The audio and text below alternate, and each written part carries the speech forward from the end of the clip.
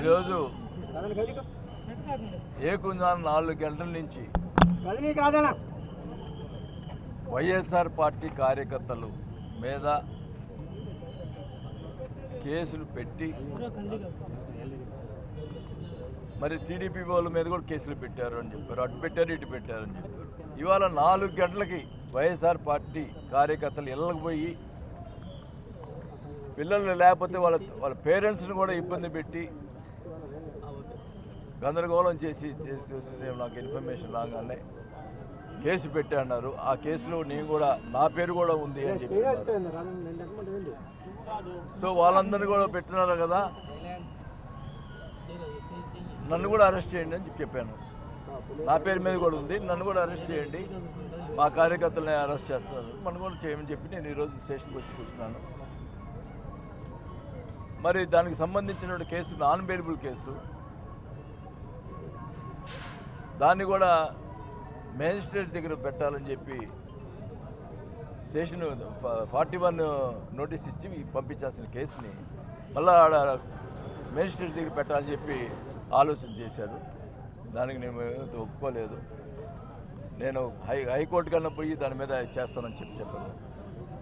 ఒకటి 4 గంటలకి మా పార్టీ కార్యకర్తల మీద చేశారు. మరి తెలుగుదేశం వాళ్ళకి నేను వచ్చి కూర్చున్న తర్వాత ఇక్కడ స్టేషన్కి వచ్చి కూర్చున్న తర్వాత తెలుగుదేశం వాళ్ళకి అరెస్ట్ చేయలేదు కదా అని చెప్పి అప్పుడు వాళ్ళు ఇళ్ళకి పోయారు. ఏం జరుగుతుంది ఇక్కడ? మరి ఏం జరుగుతుంది ఇక్కడ మాకు అర్థం కావటంలే. కొలిడ్ అయ్యారా దేనికి? ఇప్పుడు ఉన్న ఎస్పీని మార్పించారు. మరి బీజేపీ అలయన్స్ తోటి ఈ రకంగా ఎస్పీని పంపించుకొని ఈ రకంగా అరెస్ట్ చేసేదానికి ప్రయత్నం చేయటం ఎంతవరకు సబబం ఒకటి అడుగుతా ఉన్నా. నేను ఇంకా 2 ప్రశ్నలు అడుగుతా ఉన్నా. ఫస్ట్ జరిగిన ఇన్సిడెంట్ ఒకటే. ఫస్ట్ జరిగిన ఇన్సిడెంట్ ఎక్కడ? సుజాత నగర్, మన సమతా నగర్లో అపార్ట్మెంట్లో జరిగిన ఇన్సిడెంట్లో ఏం జరిగింది అక్కడ? మా కోడళ్ళు, మన కార్యకర్తలు అంతా మహిళలే ఎక్కువ ఉన్నారు. అక్కడ పోయి ప్రచారానికి నిమిత్తం పోతే గేట్లేసి తలిపేసి మా దగ్గరికి రావటం లేదు అన్నారు. సరే వాళ్ళ ఇంటికి పోతే సరిపోతే పక్కింటికి కూడా పోకూడదని చెప్పి అడ్డం పడ్డారు.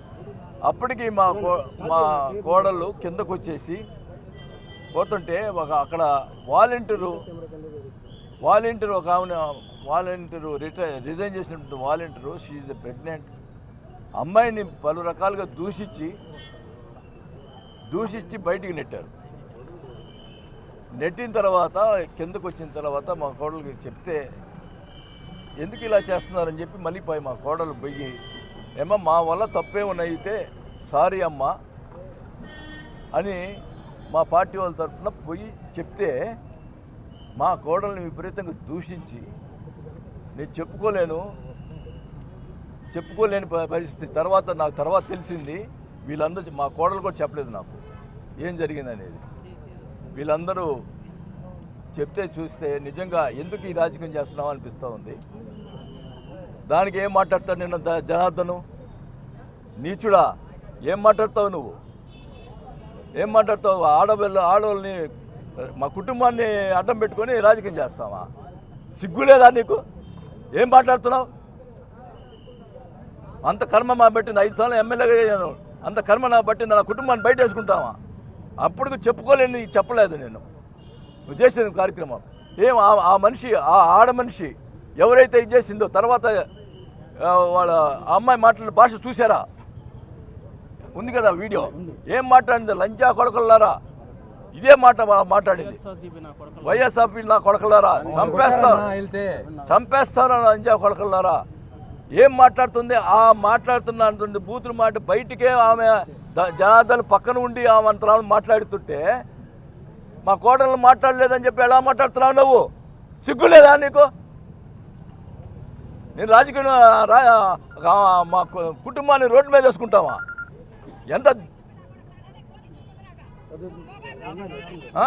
ఎంత దుర్మార్గంగా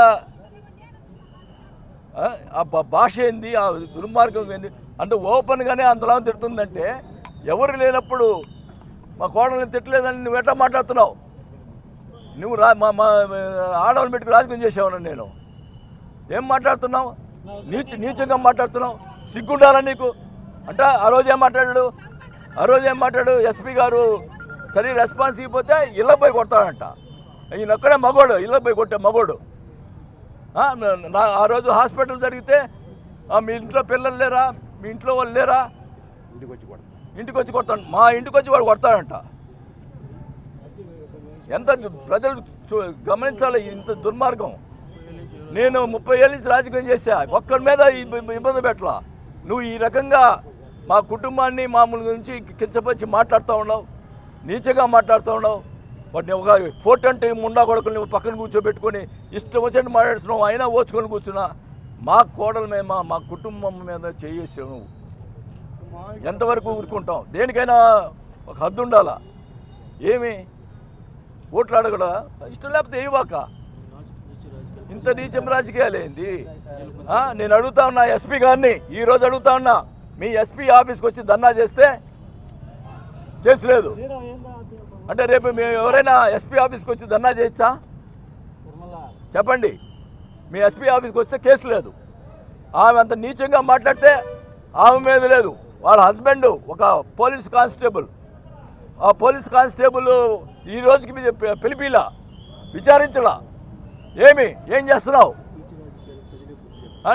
నీచ రాజకీయాలకి నువ్వు సపోర్ట్ చేస్తున్నావా? ఎస్పీ గారిని అడుగుతున్నా నేను.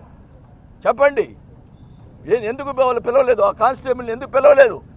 నీచంగా అంతలా దుర్భాషలాడుతున్నా ఆమెని. వాళ్ళ హస్బెండ్ కానిస్టేబుల్ అయితే ఆ మాత్రం చర్యలు తీసుకోలేరా? మా వాళ్ళు ఎవరైనా కనపడితే వాడు రిమూవ్ ఫ్రమ్ సర్వీస్. ఈ కలెక్టర్ గారు కూడా ఏంది ఇది అంటే ఎలక్షన్ కమిషన్లో అధికార పార్టీ వ్యతిరేకంగా చేస్తే వీళ్ళు చాలా అధికారులు చాలా పద్ధతిగా ఉన్నారు, చాలా బాగున్నారని చెప్పేదానిక ఇది చేస్తున్నారు.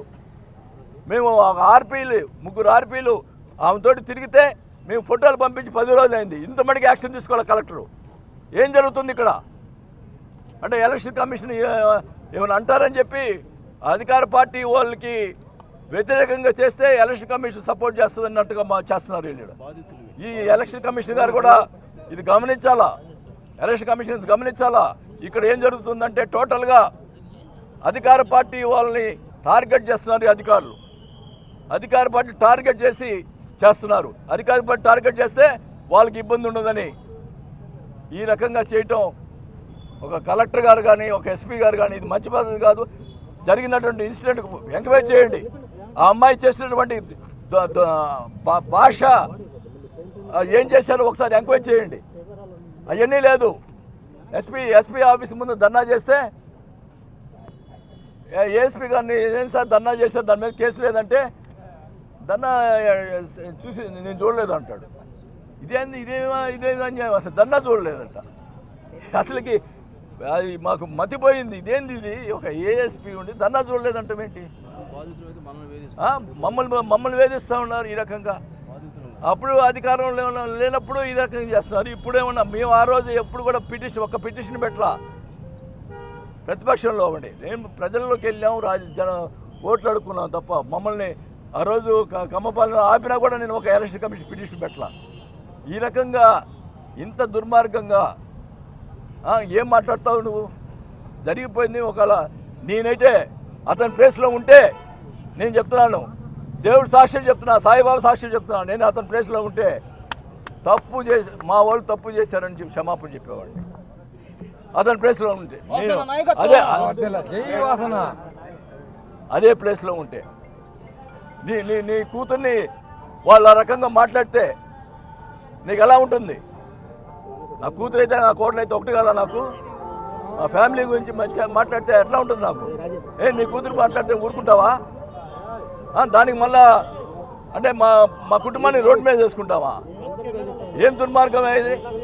ఏం మాట్లాడతావు? నీచ మాట్లాడతావు, సిగ్గు లేకుండా మాట్లాడుతున్నావు. ఎంతవరకు న్యాయం ఇది?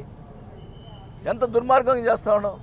అసలు గతంలో 6 సార్లు ఎలక్షన్ చేశాను. ఎవరితోటి నాకు అవతల నిలబడినవాడు ఎవడు కూడా మమ్మల్ని కామెంట్ చేసేవాడు కాదు. ఏదో ఎలక్షన్ చేసుకునేవాళ్ళు. ప్రతిసారి నీచంగా ఇచ్చేస్తావు, ప్రతిసారి రెచ్చగొడతావు, ఇచ్చేస్తావు. వాళ్ళు అంతలామన రెచ్చిపోయి అంతలా మాట్లాడుతుంటే నువ్వు ఏం చేస్తున్నావు తెలుసా? మీ సామాజిక వర్గానికి అన్యాయం చేస్తున్నావు, అది గుర్తుపెట్టుకో. అది జరుగుతుంది చెప్పు, అది తెలుసుకోండి. మీ సామాజిక వర్గాన్ని నేను ఎప్పుడు కూడా ఒక మనిషిని ఇబ్బంది పెట్టలా. నువ్వు ఇబ్బంది పెట్టావు, నేను ఎప్పుడు ఇబ్బంది పెట్టలా. నువ్వు అనవసరంగా నన్ను రెచ్చగొట్టుకుంటున్నావు. ప్రజలన్నీ కూడా గమనిస్తూ ఉన్నారు. మరి వాళ్ళే బుద్ధి చెప్తారు. నువ్వు ఈ రకంగా పొద్దు గూగులు నీచాది నిజంగా మీడియా ఉంది అని చెప్పి, మీకు మీడియా ఉందని చెప్పి ఇష్టం వచ్చినట్టు మాట్లాడటం మంచి పద్ధతి కాదు. ఒకటే చెప్తా ఉన్నాం, కార్యకర్తల కోసం నేను ఏమేం చేస్తాను. ఈరోజు ఇప్పుడు గంటలో మళ్ళీ పంపించేస్తామన్నారు. మరి 41 నోటీసులు ఇచ్చి పంపించేస్తామని చెప్పిన తర్వాత నేను బయటకు వచ్చాను. మరి మాకు మళ్ళీ ఆత్మీయ సమావేశం ఉంది, దానికి పోవాలి కాబట్టి చేశాను. కానీ ఒకటైతే చెప్తా ఉన్నా, వాళ్ళు ధర్నా చేసిన దగ్గర మరి అక్కడ జరిగినటువంటి ఇష్యూలో ఇంతమటికి ఎందుకు ఎంక్వైరీ చేయలేదు, ఇంతమటికి ఆ కానిస్టేబుల్ని ఎందుకు పిలవలేదు, ఏం జరుగుతుంది ఇక్కడ? వైఎస్ఆర్ పార్టీ కార్యకర్తలు 4 గంటలకు వస్తారా? తెలుగుదేశం పెట్టినట్టు వాళ్ళ మీద ఇప్పుడు 7ంటికి పోతారా? అంటే మేము వచ్చి నేను వచ్చి స్టేషన్లో కూర్చోని చెప్పి అప్పుడు పంపిస్తారా? ఏం అన్యాయం ఇది? ఎంతవరకు న్యాయం? ఒకసారి ఆలోచించాల్సి, ప్రజలు కూడా దీని మీద ఆలోచించాలని కూడా తెలియజేసుకుంటాం.